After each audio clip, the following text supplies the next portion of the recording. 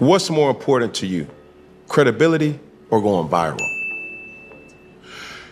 A lot of times, Cam, I don't even know. I didn't know it was going to go viral. A lot of these clips that go viral have a real stable at-home situation to understand. I got meetings, I got study, I got to train, the way I eat, the way I sleep. I have to understand that. Now, if he's willing to pay that price, there's a price to be paid for greatness. There's a price to be paid for success. And if you're not willing to pay that price, you don't deserve to be successful. You don't deserve to be great. So the question that Cam is going to have himself, and only he can answer. Not his dad, not his mom, not his handlers, only Cam. It's never easy to talk about the inequalities that go on in the industry, but we know that they have existed for quite a while now. From minorities being treated differently to women being paid less, there is a whole list of injustices that occur in Hollywood almost daily. That begs the question, who feeds into this agenda to keep people in their place, making them feel worthless? Well, when it comes to people like Tyler Perry, they love to act all high and mighty, like they are ones who laid the ground for Hollywood itself. And what's worse, some of us even believed him when he portrayed himself as a saint, but now it's all becoming so much clearer. Tyler Perry is a completely different person on camera than he is behind the scenes, and there are many people testifying to his harsh ways. Names like Monique and Fantasia come to mind, but a person who truly blew things up for Perry was Shannon Sharpe and his Podcast Club Shay Shay. The chaos started when Shannon Sharpe got said artists on his shows, and they had a conversation about what was going on, and that certainly didn't sit right with Perry. He had spent years and years in the industry trying to portray himself a certain way. And now if artists like Monique and Shannon Sharpe sit down and dissect all that he has been doing, all his efforts will go down the drain. Once Perry saw what was going on in these shows, he's trying to do to Sharpe precisely what he did to Monique, blackballing. Yeah, I'm telling you this, and I want somebody to send it to you. And I've been seeing it in the chat. Y'all know who I'm talking about. I don't know who you're talking about, but I'm with you.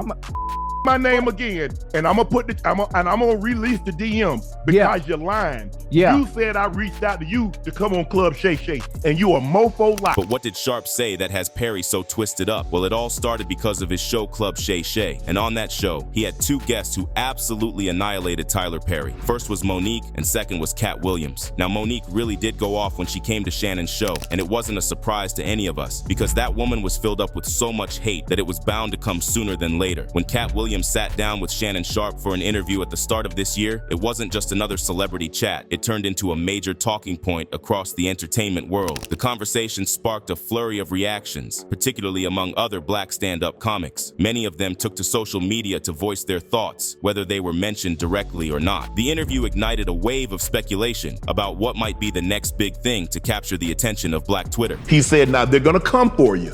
I said, can't come for me for what? I didn't say anything. Right. He said they're gonna come. And they're gonna say a lot of different things. And they're gonna be some people that you thought you might be able to get that they're not gonna come now. Right. And that's absolutely happened. Fast forward to a couple months later, and that question was answered in dramatic fashion. Monique, the renowned stand-up comic and Oscar-winning actress, took her turn in the spotlight with Shannon Sharpe on his podcast, Club Shay Shay. The interview was a two-part series that stretched to nearly 3 hours. I'm having a conversation. Me and a guest is having a conversation. I said, is there anything that you don't want to talk about? I always ask the guest that.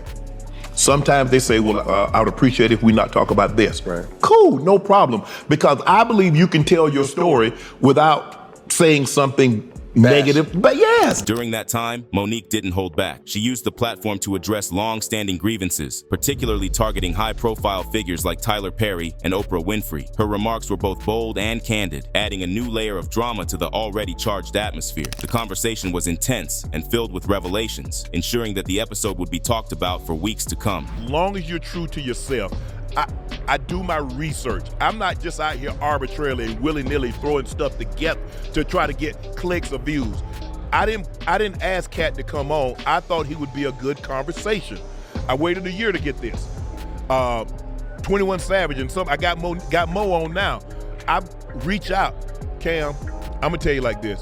You are your best booking agent. Monique also shared some interesting details about her experience after receiving the Oscar nomination for her role in Precious. She explained that Lionsgate, the studio behind the film, made numerous requests for her to travel across the country to promote the movie. They wanted her to be actively involved in campaigning, but Monique chose to prioritize spending time with her family over hitting the promotional circuit. When she asked the studio if they would provide additional compensation for this extra work, considering she was contractually obligated to participate in the film's promotion promotional tour, they told her no. It was a firm no, with no room for negotiation. This situation wasn't just about her personal choice. It was also about the expectations placed on her without any financial recognition for her efforts. The situation became even more complicated when Tyler Perry approached her with a similar request to help promote the film. Monique asked Perry if he would be paying her for this additional work. Perry's response was that he doesn't use his own money to compensate people unless he believes it's justified. Monique was taken aback by this and pointed out that if Perry doesn't just hand out money for free, then she shouldn't be expected to work for free either. Monique also weighed in on how the industry handled Cat Williams when he spoke out against it. She pointed out that when Cat made his comments, it seemed like everyone just brushed him off, pretending he hadn't said anything significant and hoped the whole thing would blow over. But Monique made it clear that she's not about to let that happen with her own issues. She's determined to keep speaking up and making her voice heard, no matter how much the industry might wish she'd stay quiet. Her message is that she's ready to push back and keep the conversation alive, refusing to let her concerns be ignored or dismissed. In her eye-opening chat with Shannon Sharpe, Monique dropped some serious bombshells. She claims she has an audio recording where Tyler Perry supposedly admits to lying about her being difficult to work with. According to Monique, this recording shows that Perry's false claims, with Oprah Winfrey's alleged backing, played a huge role in her being blackballed from Hollywood. Monique shared a revealing story about her interactions with civil rights leader Al Sharpton after she sent him an audio recording of a private conversation she had with Tyler Perry. Sharpton was initially very supportive. He told her, "What that man did to you was wrong, and you're like my daughter. We're going to get him to fix that." It seemed like there was a real commitment to addressing her concerns. But then, things took a strange turn. Monique explained that after that initial show of support, they didn't hear from Sharpton for a full 6 months. She was left wondering what had happened. When Sharpton finally reappeared, it was in a rather unexpected context. He was on stage talking about how they didn't need to fly commercials because they could use Tyler Perry's private jet. Monique's reaction was one of skepticism. She said, "I thought maybe that's why I haven't been hearing back from him." It was clear she felt there was a connection between Sharpton's silence and his public praise of Perry. This moment underscored her frustration and suspicion about how her personal issues and the broader dynamics in the entertainment industry might be influencing her support from influential figures. She believes these rumors have not only damaged her reputation, but also caused her to miss out on many roles and, quite frankly, millions of dollars. Monique's revelations have sparked a lot of discussions about how personal grudges and power struggles can have such a big impact on someone's career. It's a stark reminder of how personal disputes can sometimes lead to serious professional consequences. And as if that wasn't enough of Perry's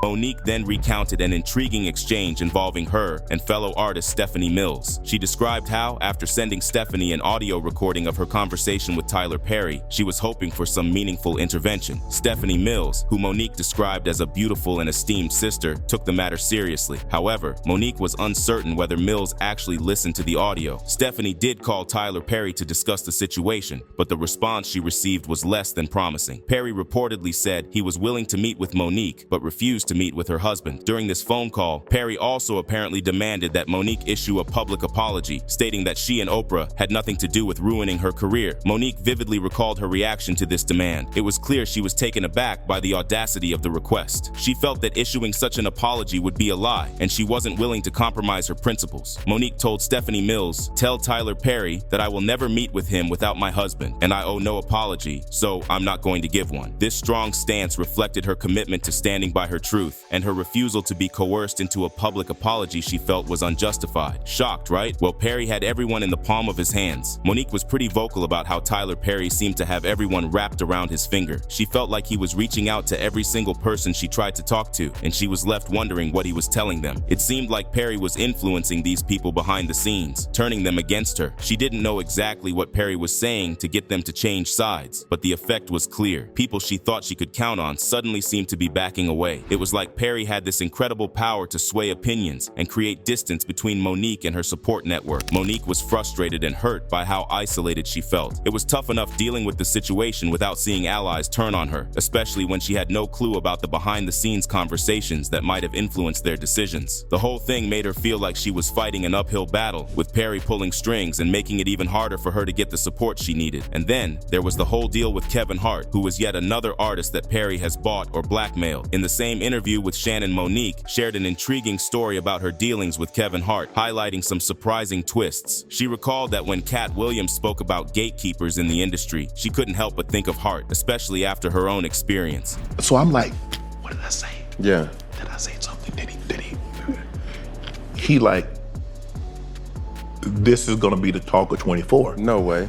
I'm like, you think so? In her podcast appearance with Hart, he expressed a strong sense of camaraderie, saying things like, "You're like my mother, you're like my aunt, you're like my sister." They discussed the issues with Tyler Perry and Oprah Winfrey, and Hart promised to reach out to Perry to see if they could work things out. Monique appreciated that Hart kept his word and contacted Perry. A week or so later, Hart got back to Monique, explaining that Perry didn't want to revisit the situation. Hart suggested they move past it and focus on doing great things together. He even offered to partner with her and executive produce projects, which Monique found encouraging and generous. She made sure to acknowledge Hart's support, especially during a tough time when her family needed financial help. Kevin Hart had written her a check, and when Monique was able to repay it with interest, she was grateful and wanted to make sure Hart's generosity was recognized. However, things took an unexpected turn. After Hart's promising offer, Monique's excitement was met with a setback. A couple of weeks later, she received a call from Endemol, who informed her that Kevin Hart's manager, Dave Becky, had said that Hart no longer wanted to have any involvement with her. Becky claimed that Hart did not want any sort of relationship or collaboration with Monique. This sudden change left her feeling confused and disheartened, especially after Hart's initial supportive stance. Now, obviously, Monique can't shake the feeling that Tyler Perry got to Hart. She thinks Perry might have blackmailed Hart, threatening to ruin his career just like he did to hers. It's hard for her to see any other explanation for Hart's sudden change of heart. He went from being fully supportive and ready to collaborate to completely distancing himself without any clear reason. This whole experience left Monique feeling that Perry's influence was so strong that it could make even someone as powerful as Hart back down. It highlights the idea of gatekeepers in Hollywood, those who have the power to make or break careers. For Monique, it seems like Perry used his influence to silence Hart and prevent him from helping her. It's a stark reminder of the complicated and often harsh realities of the entertainment industry, where power dynamics and hidden pressures can drastically alter professional relationships and opportunities. Monique shared more details about the baffling situation with Kevin Hart. She recounted how, after learning from Endemol that Kevin Hart's manager, Dave Becky, had said Hart didn't want anything to do with her, she called Hart immediately. "Hey baby, we just got off the phone with Endemol, and they said Dave Becky called them up and said you don't want anything to do with me," she told him. Hart quickly reassured her, "Mo, that's a miscommunication. I can tell you right now." But Monique wasn't satisfied with that. She pressed further, asking, "Are you okay with this white man calling them up and getting in between our relationship over something you supposedly said?" Hart maintained his stance, repeating, "Mo, that's a miscommunication. We'll talk on Tuesday. Don't worry about it. I'm telling you right now, it's a miscommunication. That was 2 years ago." Since then, Monique hasn't heard back from Kevin Hart. This left her feeling frustrated and betrayed, especially after Hart had likened her to family, calling her like a mother and like an aunt. She never asked for such comparisons. They came from Hart himself. Monique expressed her disappointment, highlighting how easily relationships can be undermined by outside influences. She emphasized that it's not about anger or lying, but about how people can be discounted and devalued based on appearances and industry politics. She was particularly firm about her stance on Tyler Perry, refusing to allow anyone to discount or devalue her experiences. "That is your voice on that audio," she reminded, making it clear that she would not let Perry's influence silence her truth. Monique didn't just set her sights on Tyler Perry, she also went after Oprah Winfrey, who happens to be best friends with Perry. Monique has been vocal about her issues with both of these powerful figures in the entertainment industry. When it comes to Perry, Monique hasn't held back. She's called him out for what she sees as his role in blackballing her from Hollywood and for the way he handled their disagreements. Her confrontation with Perry has been direct and unrelenting, making it clear that she believes he played a significant part in derailing her career. Oprah Winfrey, on the other hand, hasn't been spared from Monique's critiques either. Monique has publicly addressed her frustrations with Oprah, feeling betrayed by someone she once admired. She's accused Oprah of supporting the narrative that Monique was difficult to work with, which she feels contributed to her being sidelined in the industry. The fact that Oprah and Perry are close friends only adds another layer to this complex situation. Monique believes that their alliance has worked against her, making it even harder for her to overcome the professional obstacles she faces. Her willingness to take on such influential figures underscores her determination to speak her truth, no matter the consequences. Monique also shared a story about her childhood in Baltimore. She recalled how, as a little girl, she was deeply inspired by seeing Oprah Winfrey on a local talk show called People Are Talking. Back then, seeing a black woman on television was a rare sight, and seeing a plus-sized black woman was even rarer. Oprah's presence on on her television screen was more than just entertainment for young Monique. It was a beacon of possibility. Seeing Oprah on TV motivated Monique to hone her own talents. She dreamed of achieving fame and fortune, not just for herself, but for the benefit of her family. Oprah's success story was a guiding light that helped shape Monique's aspirations and fueled her drive to succeed in the entertainment industry. However, as an adult, Monique's admiration for Oprah has been marred by disappointment. She pointed to an incident involving Taraji P. Henson as a stark example of what she perceives as Oprah's unchecked ego. Monique felt that Oprah's powerful and untouchable reputation in Hollywood has allowed her to act with impunity, saying and doing whatever she wants without fear of repercussions. Monique's criticism didn't stem from a place of envy, but from a sense of disillusionment. She believed that Oprah's actions towards Taraji were another instance of her ego overshadowing her sense of fairness and humility. For Monique, it was painful to see someone she once idolized behave in ways she felt were detrimental to others in the industry, especially fellow black women. This realization has been a tough pill for Monique to swallow. The woman who once inspired her to dream big now seemed to represent a barrier to the very ideals of fairness and opportunity she once embodied. Despite the disillusionment, Monique's respect for Oprah's groundbreaking achievements remains, even as she calls out what she sees as flaws in Oprah's character and behavior. Monique's reflections highlight the complexity of her feelings towards Oprah. It's a blend of admiration for the trail Oprah blazed and disappointment in how she's wielded her power. For Monique, it's a reminder that even our heroes can have faults, and it's important to hold them accountable, no matter how high their pedestal. She even talked about how Oprah stole so many of her roles. Now Tyler Perry is reportedly even more furious with Shannon Sharpe now. First, Sharpe allowed Monique to openly target him on his podcast. This was bad enough, but what really added fuel to the fire was when Sharpe let Monique go after Perry's best friend, Oprah Winfrey. Perry and Oprah have a strong bond, both personally and professionally, and seeing Oprah dragged into this public criticism was too much for Perry. He feels that both he and Oprah have been wronged by Monique's accusations and is upset that Sharpe provided a platform for these grievances without challenging them. From Perry's perspective, he sees this as a betrayal by Sharpe. Not only was he criticized, but his close friend Oprah was also unfairly targeted, amplifying the fallout. Perry's anger isn't just about the comments made, it's about the broader implications. Allowing such accusations to be aired unchecked could harm their reputations and influence within the industry. And you know what? Shannon even tried to defend himself, saying that he can't stop someone from saying their truth. I said, is there anything that you don't want to talk about? I always ask the guests that. Sometimes they say, well, I would appreciate it if we not talk about this. Right. Cool, no problem. Because I believe you can tell your story without saying something negative. But yes, I believe a person that's been in a business, that's been doing something 10, 15, 20, 30 years are more than one salacious story. Right. That's what I believe. So if they say they want to stay away from it, but if they want to tell something.